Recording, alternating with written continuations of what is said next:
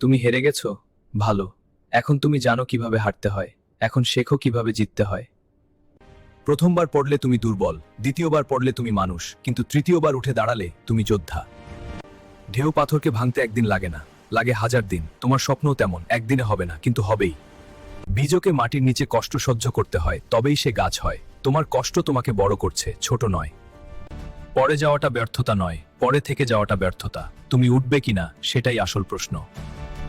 তারা জ্বলে পুড়ে আলো দেয়, তুমিও তোমার কষ্টে জ্বলবে, কিন্তু তোমার আলো সবাই দেখবে।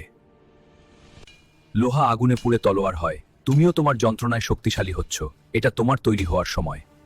শীর্ষে পৌঁছানোর পথ সহজ নয়, কিন্তু যারা পৌঁছায় তারা কখনো সহজ পথ খোঁজেনি। তুমি তোমার সবচেয়ে বড় প্রতিদ্বন্দ্বী।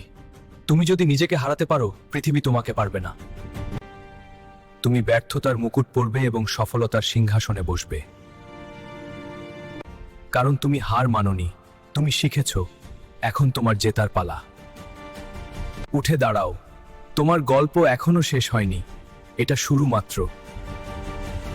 আজ থেকে তুমি ব্যর্থতাকে ভয় পাবে না, তুমি শিখেছ। এখন তোমার জেতার পালা।